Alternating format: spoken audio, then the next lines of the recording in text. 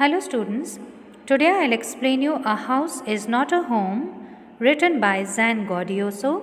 This lesson is taken from Moments Supplementary Reader in English. It will be explained to you in two parts. This is the first part. A House is Not a Home. This story reflects the challenges of being a teenager and the problems of growing up. How does the author overcome his problem? Now this story talks about a boy whose name is Zen, and in this story, the whole story actually deals with the emotions of a teenager boy. One incident happens with him, and let's see how he faces that incident. My first year of high school felt awkward. After leaving junior high at the head of my classes with all the seniority the upper grade levels could afford me, it felt strange starting over as a freshman. The school was twice as big as my old school, and to make matters worse, my closest friends were sent to a different high school. I felt very isolated. Now, in this paragraph, we see that the boy talks about his awkward feeling of his high school. Why? Because he had left his junior school and he had gone to the upper grade in 9th standard, and for that he had to change his school. And the worst thing that happened with him was that he was the only boy who was in his new school, and no of his friends were there with him, and all his closest friends had gone to different high school. So because of this he started feeling very isolated. I missed my old teachers so much that I would go back and visit them. They would encourage me to get involved in high school activities so that I could meet my new people. And now when he joined his new school, his old teachers had also told him that they missed him, and they also encouraged him to get involved into the school activities so that he meets new people and doesn't feel all alone.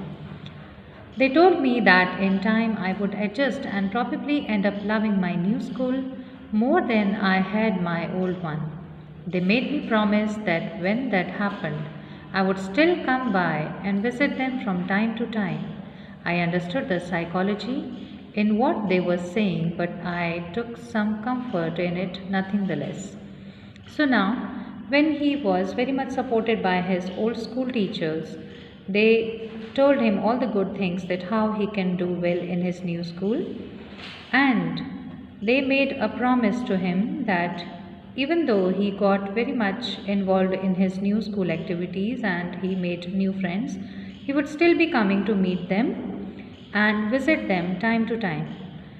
This made him feel a little easy and better. One Sunday afternoon, not long after I had started high school, I was sitting at home at our dining room table doing homework. It was a cold and windy fall day, and we had a fire going in a fireplace. As usual, my red tabby cat was lying on top of all my papers, purring loudly and occasionally swatting at my pen for entertainment's sake.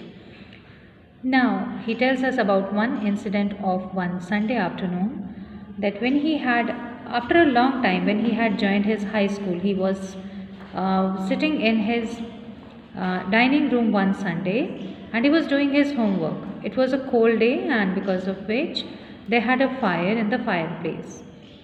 Then he talks about his red tabby cat, and that was the pet that he loved a lot, and the cat was playing with his pen just for entertainment. She was never far from me, and I had rescued her when she was a kitten, and somehow she knew how I was the one responsible for giving her the good life. And now this was the pet, this was the cat who remained always with Zen, and because he had rescued the cat when she was hardly a kitten, and after that incident, the kitten knew that the author was the only person who was responsible for giving her a good life. My mother kept stoking the fire to keep the house nice and warm. Suddenly, I smelled something strange, and then I noticed it. Smoke pouring in through the seams of the ceiling.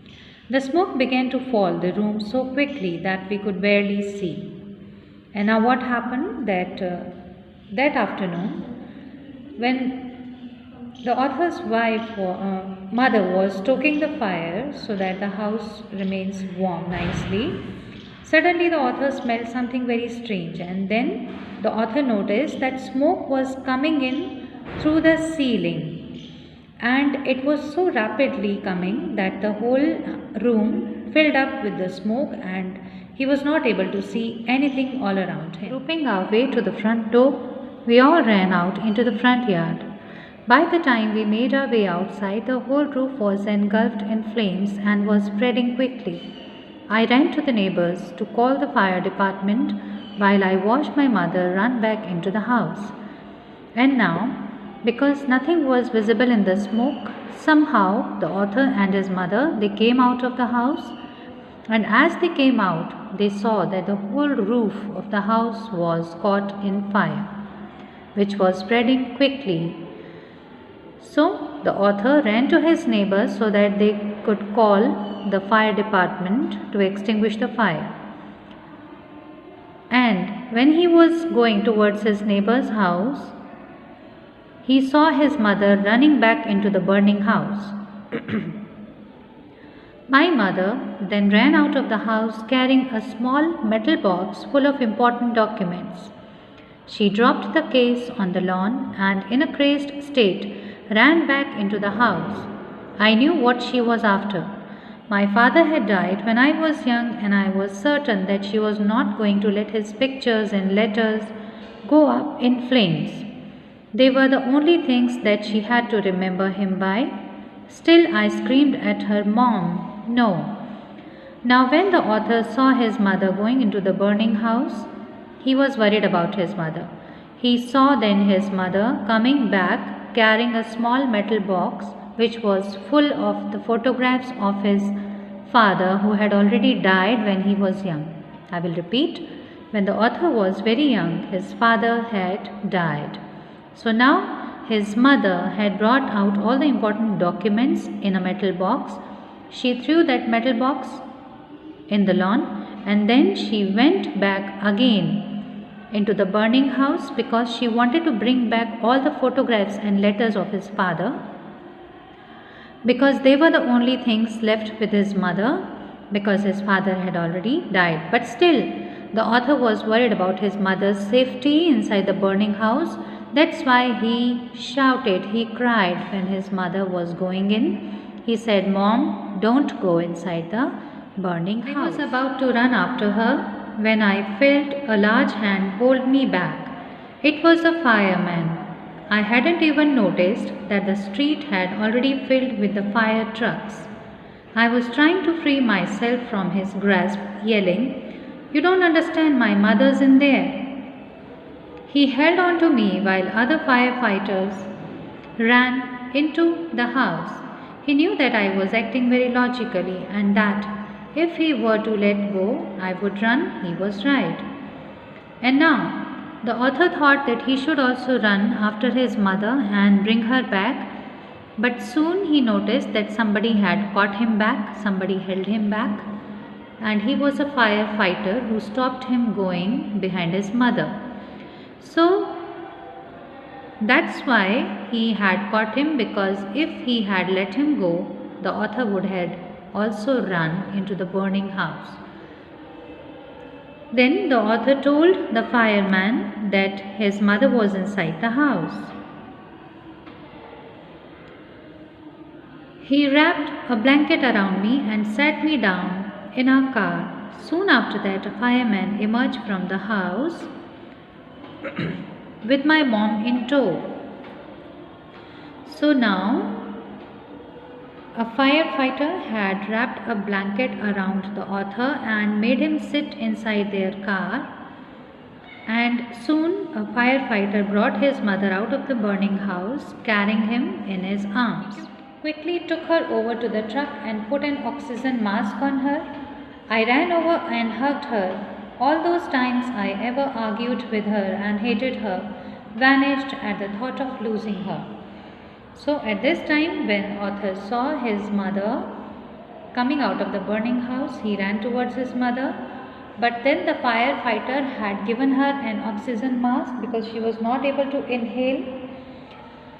At that time, the author hugged his mother, and at that time, he felt very sorry for his mother.